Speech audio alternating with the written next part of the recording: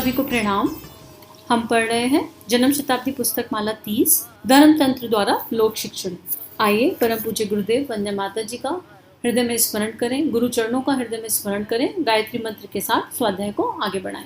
ओम भूर्भुवः स्वः तत्सवितुर्वरेण्यं भर्गो देवस्य धीमहि धियो यो नः प्रचोदयात्।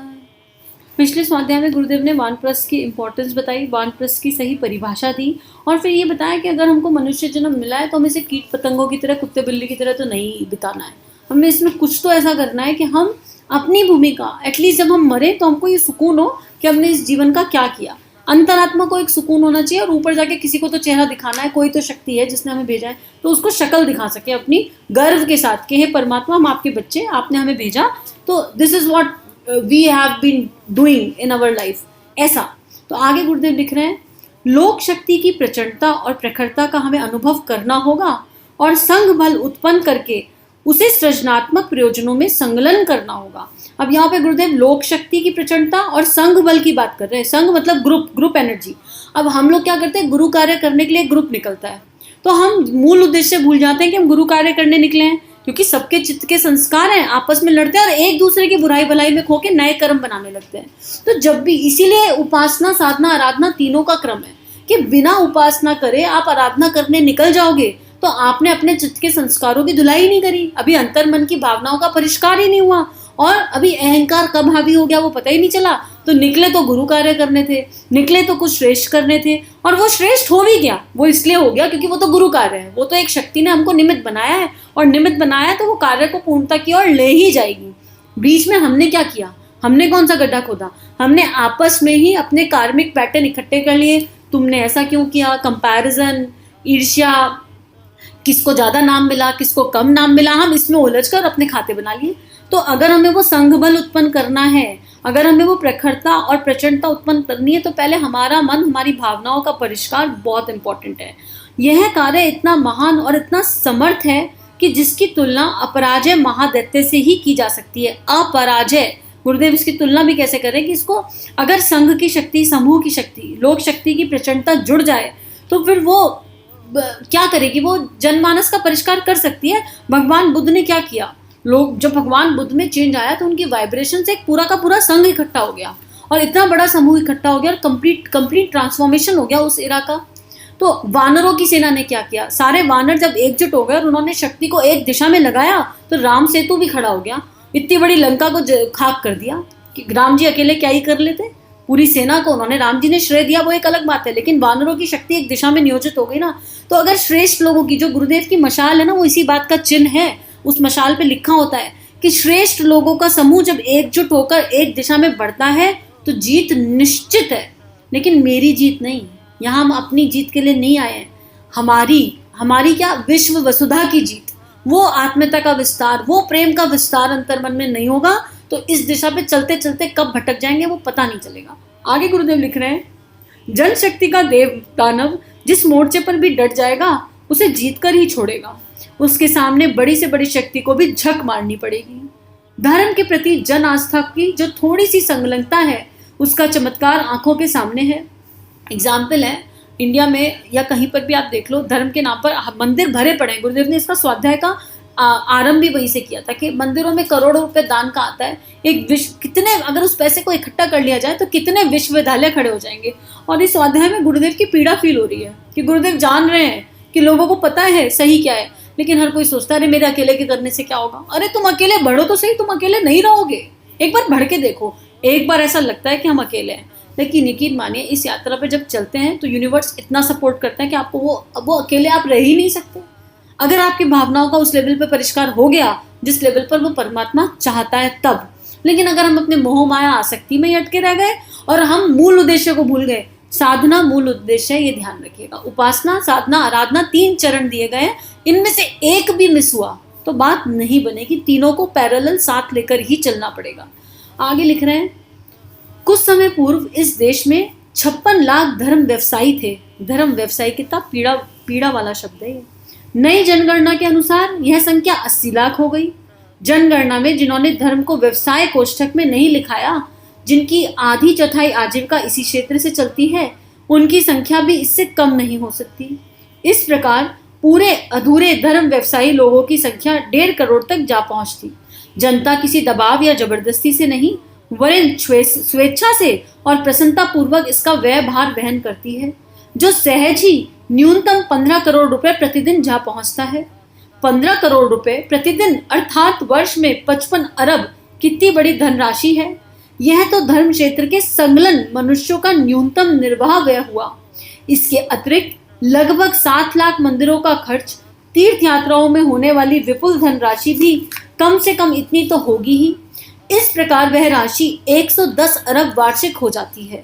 सोमवती अमावस्या पर गंगा जमुना इन दोनों नदियों के स्नान को ही ले लें, उनके उद्गम से लेकर विलय स्थान तक कम से कम 1 करोड़ व्यक्ति तो अवश्य ही उस पर्व पर स्नान करते आते होंगे। एक व्यक्ति के ऊपर मार्ग का व्यय, काम का हर्ज, भोजन, दान पुण्य आदि का खर्चा 20 रुपए भी जोड़ा जाए तो 1 करोड़ व्यक्तियों पर 20 रुपए के हिसाब से 20 करोड़ रुपया होता है।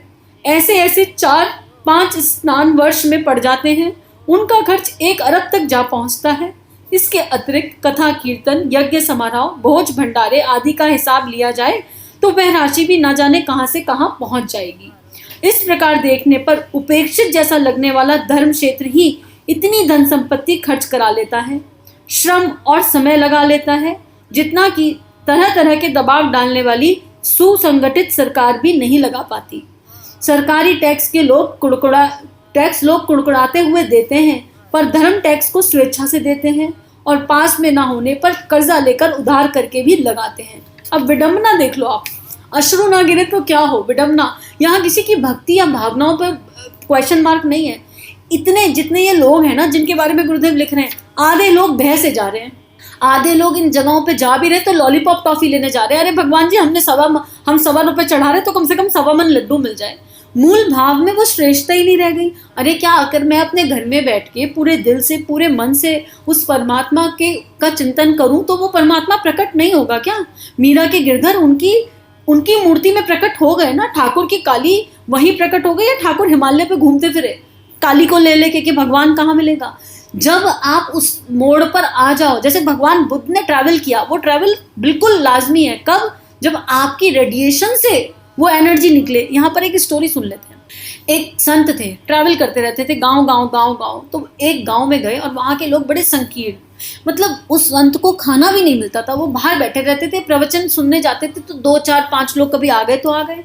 तो जब संत के जाने की बात हुई तो लोगों को याद आया, अरे वो संत है, चलो चलो एक बार हो आते हैं। तो उन्होंने पूछा, संत से कहा एक आशीर्वाद दे दो। तो संत ने कहा हमेशा यहीं ठहरे रहो।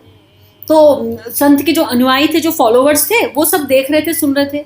अब संत अगले गांव में गए तो वहां के लोग इतने अच्छे, इतने सज्जन, देव पुरुष इसलिए नहीं कि वो संत की सहायता कर रहे हैं, देव पुरुष इसलिए कि उनमें देने का भाव था। उन्होंने संत की पूरी मंडली की इतनी सेवा करी वहां के लोगों ने, सुबह दोपहर शाम, आपको क्या चाहिए महाराज जी आप, और आपस में भी कभी आपस में मिलजुल कर, कॉन्ट्रीब्यूट कर कॉपरेशन कर सब कुछ लगाया।